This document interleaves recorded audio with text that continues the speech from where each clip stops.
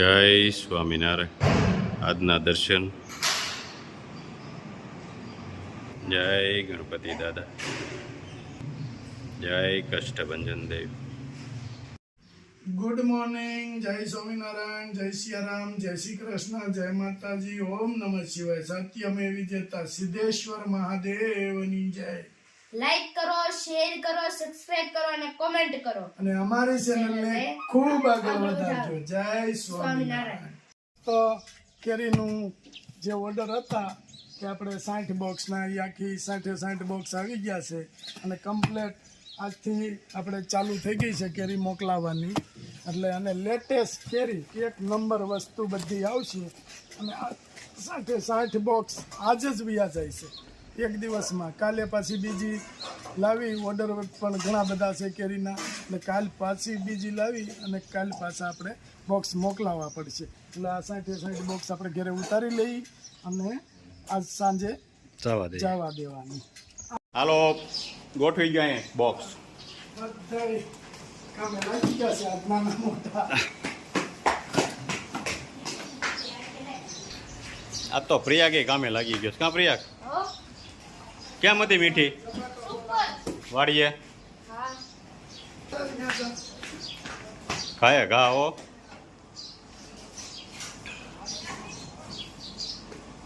હા લા કેરી ખાધી એમ ઉપાડે તો પણ.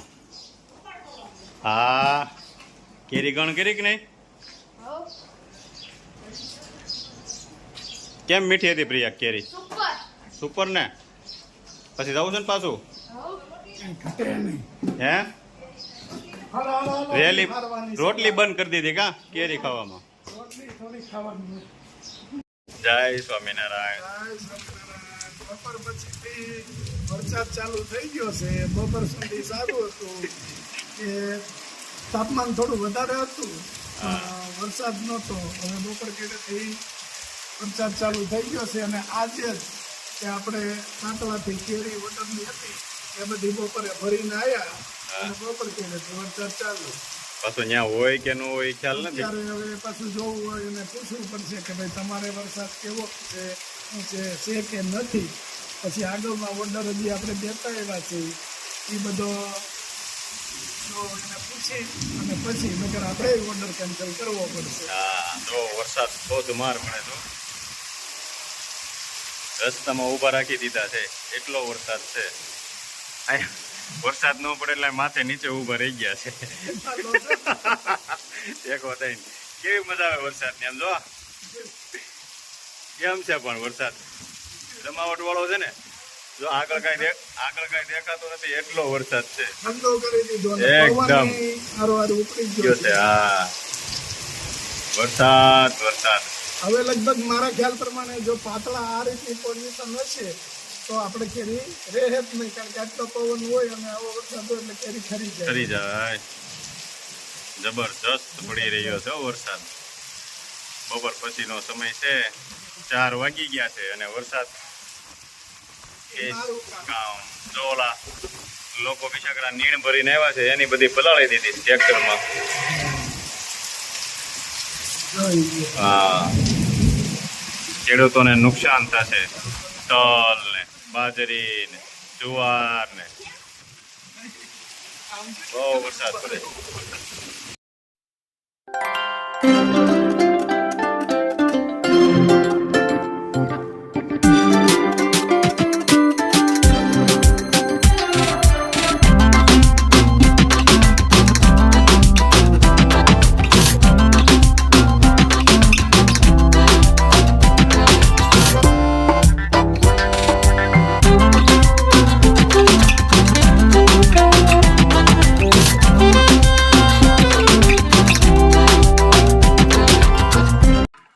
પલાળેલી ઔષધિ.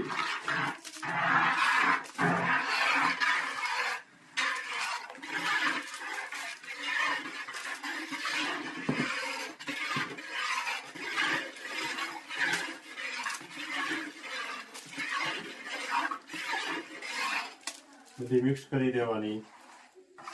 પછી હજી ઔષધિ આવશે, મિક્સ કરવાની, પછી પીપાળવાનું ચાલુ થાય. થાય એમ હતો એટલે કીધું થોડું બતાવી દઈએ.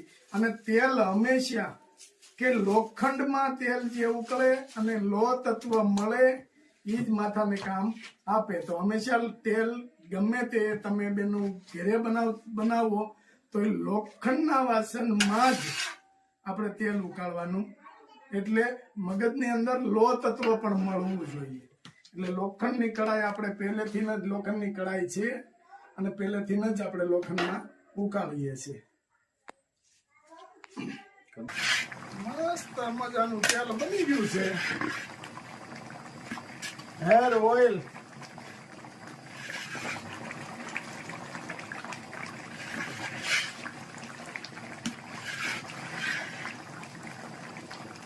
આટલી ઔષધિ હોવી જોઈએ.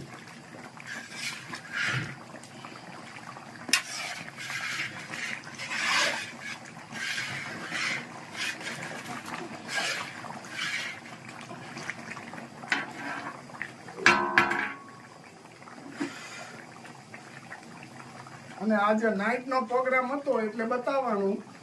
દિવસ જયારે દિવસે બનાવી ત્યારે બધા નોખા કામ હોય, નોખા કામ કરતા હોય એટલે દિવસે આપણે નથી બતાવવાનું. 4-5 ફેરું આપણે તેલ બનાવ્યું તો નથી બતાવ્યું. પણ આપણે હવે ઓલાની ઘરે છે કે ઓછું કામ બતાવીએ કે લોકોને ખબર જ છે કે આ લોકો આ રીતે બનાવે છે. એટલે હવે આપણે 4-5 વાર આવી જાય પછી પાછું એક ફેરું બતાવી, પાછા 4-5 વાર આવી જાય પાછું એક ફેરું બતાવી. જો એકદમ લીલવણી, હજી જેમ જેમ ઉકળશે એમ કલર લીલો આવતો જશે. મસ્ત ઔષધિ બધી.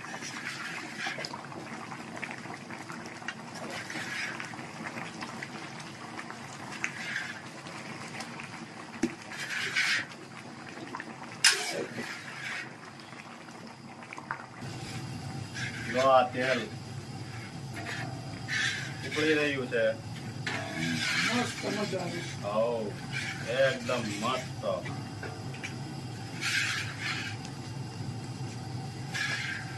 કેમ નીલુભાઈ? હા, સુગંધ કેમ આવે છે? સુપર. જોરદાર ને સુગંધ હાલ્યા હોય ક્યાં સુગંધ આવતા હોય. જોરદાર.